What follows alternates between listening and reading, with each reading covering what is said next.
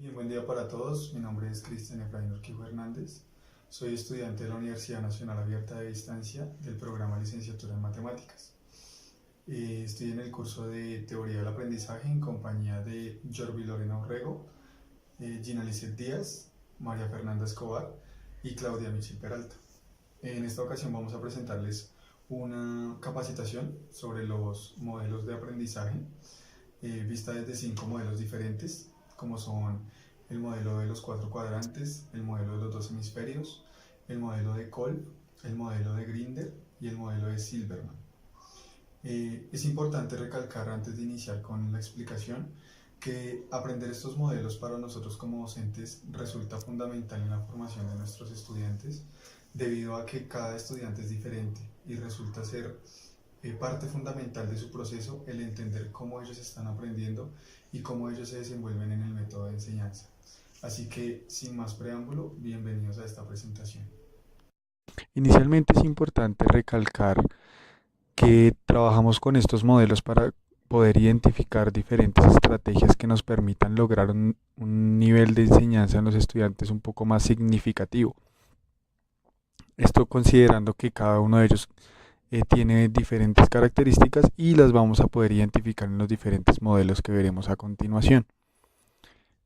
Iniciaremos con el modelo de hemisferios cerebrales. Este modelo define el cerebro en 2 hemisferios, el izquierdo y el derecho.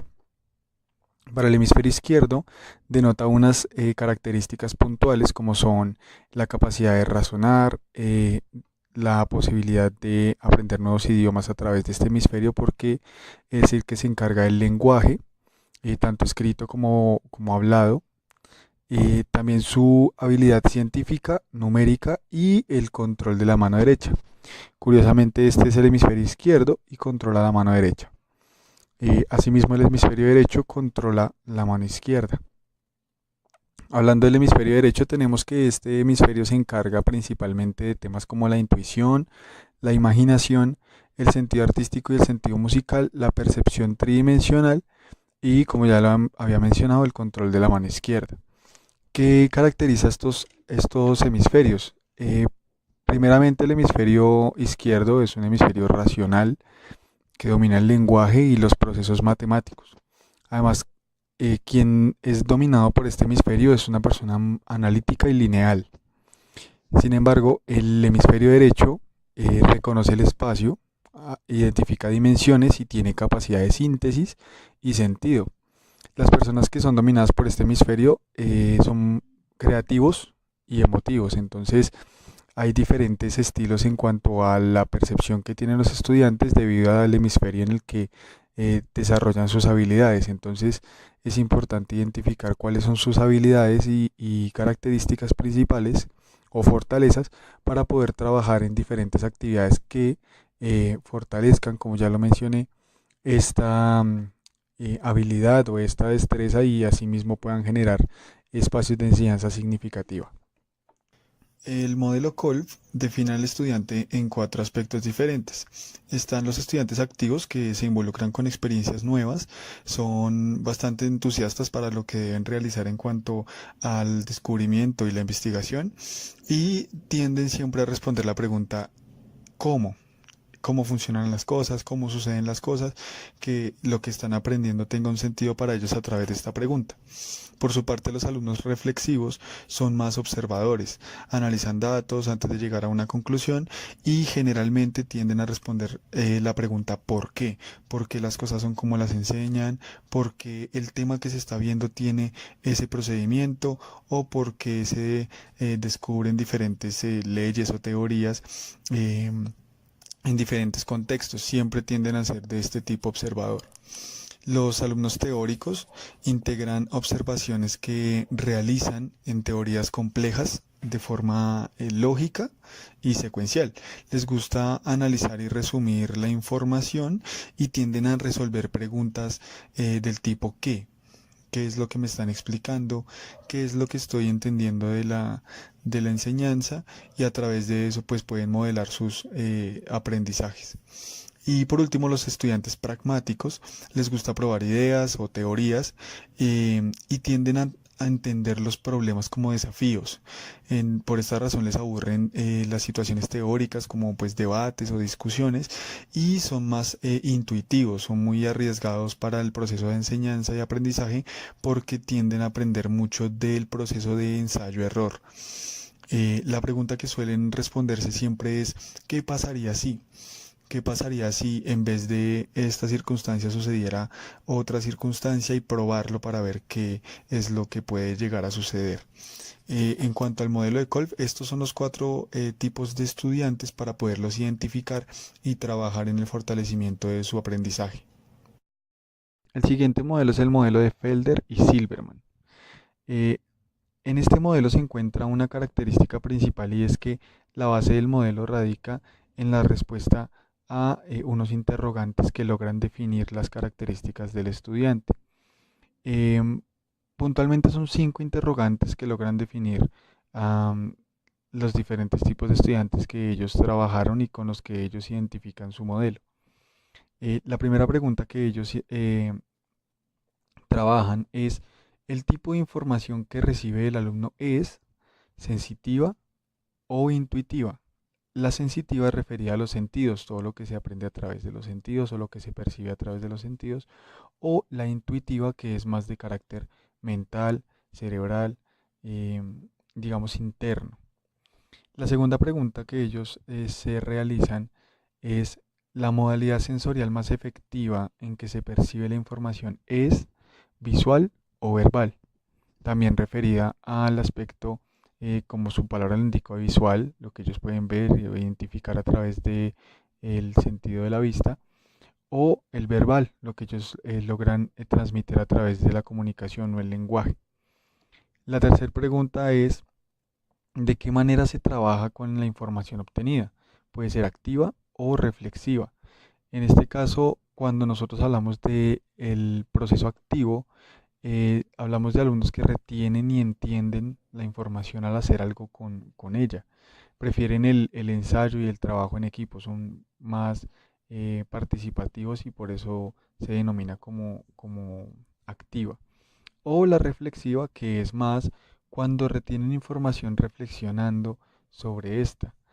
Prefieren mucho más procesos de meditación o de diferentes maneras de poder identificar cuáles son las características de lo que están aprendiendo a través del pensamiento y del razonamiento.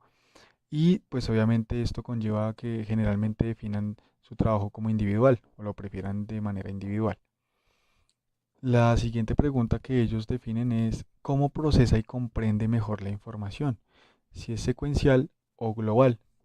En el aspecto secuencial, los estudiantes aprenden mejor con las explicaciones que van paso a paso, como un manual de instrucciones. Generalmente ellos lo que hacen es identificar cómo es y en qué orden se realizan las cosas para lograr un resultado y asimismo lo van llevando a cabo.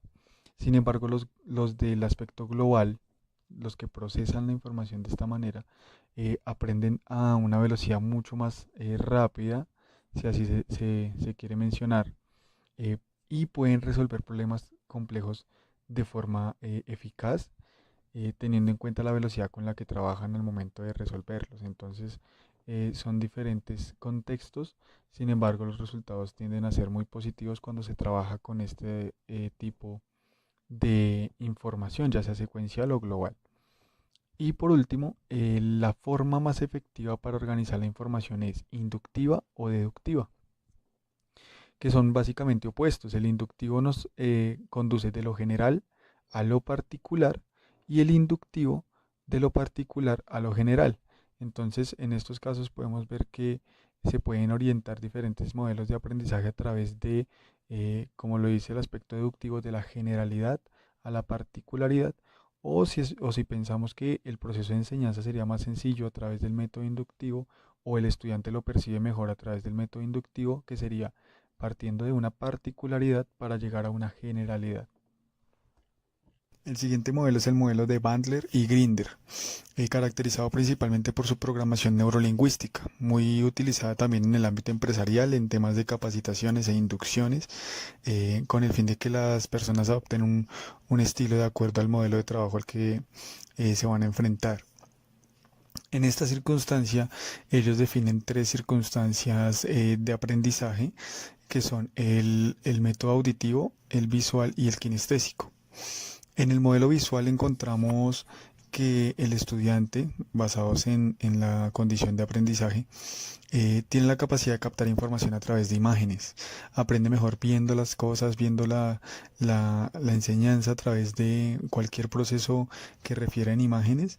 Y se requiere o se sugiere generalmente utilizar contenido material muy visual al momento de iniciar explicaciones y pues adelantar el proceso de enseñanza de este estudiante. El estudiante de tipo auditivo aprende mejor cuando recibe explicaciones orales y tiene facilidad por la música y los idiomas.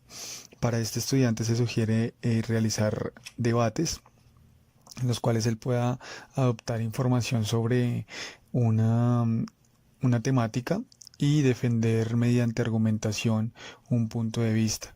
Y por último está el estudiante de tipo kinestésico, que aprende mejor al vincular o involucrar sus sensaciones corporales, sus sentidos.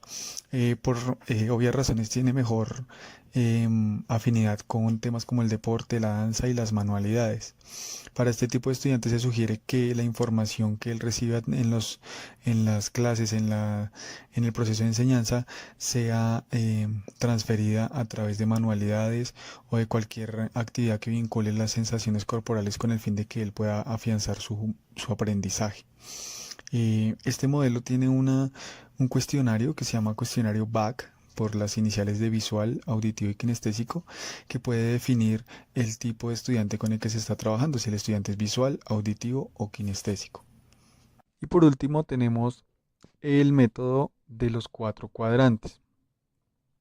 Es interesante porque lo que hace es lograr una combinación entre dos teorías que se han manejado, que son la teoría de los hemisferios izquierdo y derecho, el modelo Sperry, y el de los cerebros cortical y límbico del modelo MacLean. ¿A qué nos referimos con esto? Básicamente, el modelo de los cuatro cuadrantes logra dividir el cerebro en cuatro partes. Bien sea pues la parte izquierda y la parte derecha como dos partes puntuales que habíamos mencionado el modelo Sperry, y la parte delantera y la parte trasera del cerebro que menciona MacLean en su modelo como cortical y límbico. De esta división resultan cuatro cuadrantes en los cuales se puede identificar al cuadrante A. Vamos a definirlos por estos literales. Cuadrante A, el cortical izquierdo, como el cuadrante lógico. En este proceso el estudiante desarrolla capacidades de tipo matemático y basadas en hechos muy puntuales. Son muy brillantes intelectualmente, quienes están definidos por este cuadrante. Tienden a ser individualistas, competitivos y bastante críticos. Em, Sus procesos son analíticos y basados en hipótesis y desarrollan competencias matemáticas con mucha facilidad. Entonces, eh, generalmente, digamos, la característica puntual de estos estudiantes es que manejan los números con una facilidad, pues, muchísimo más notoria que sus compañeros. El cuadrante B, el cual es el límbico izquierdo, corresponde a el proceso secuencial. En este cuadrante, o los estudiantes que están dominados por este cuadrante, logran procesos de aprendizaje desarrollando capacidades secuenciales, es decir, que conllevan un paso a paso, un proceso. Se caracterizan por ser detallados y organizados. Generalmente son conservadores, son fieles y minuciosos en su trabajo. Desarrollan procesos muy estructurados y tienen competencias en procesos como la administración y la organización de procesos. Eso es lo que más caracteriza a los estudiantes que son dominados por el cuadrante B o que tienen más desarrollado ese cuadrante. El siguiente cuadrante es el cuadrante C, el límbico derecho, el cual es más emocional. En el proceso de aprendizaje el estudiante desarrolla capacidades de tipo emocional.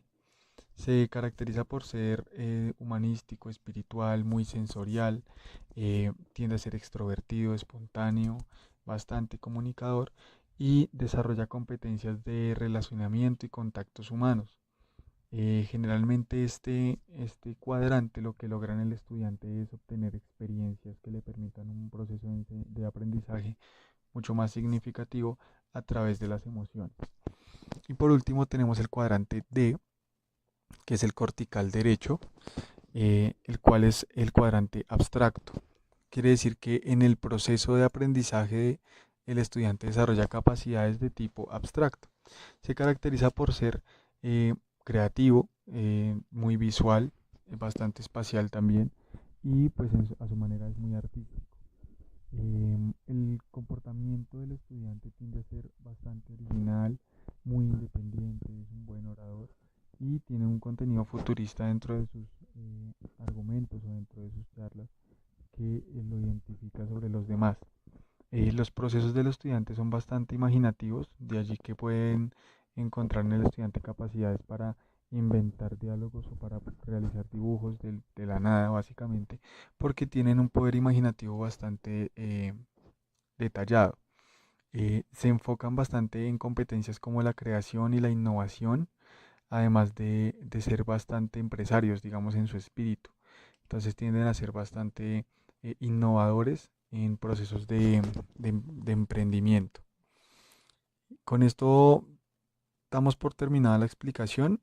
Lo importante en este proceso es que nosotros logremos no solo identificar cuáles son los diferentes procesos que manejamos en cuanto a la enseñanza, sino que también logremos identificar en cada estudiante el modelo adecuado para que él pueda aprender.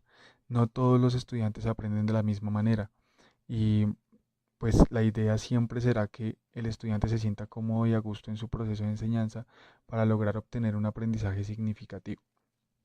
Einstein dijo alguna vez una frase muy sabia y es, si evalúas al pez por su capacidad de trepar árboles, vivirá pensando que es un inútil. Entonces, los invito a que con esto reflexionemos sobre el proceso de enseñanza que estamos llevando y apliquemos esta nueva información en nuestros procesos con el fin de que los estudiantes logren el objetivo y tengan un aprendizaje significativo. Muchas gracias.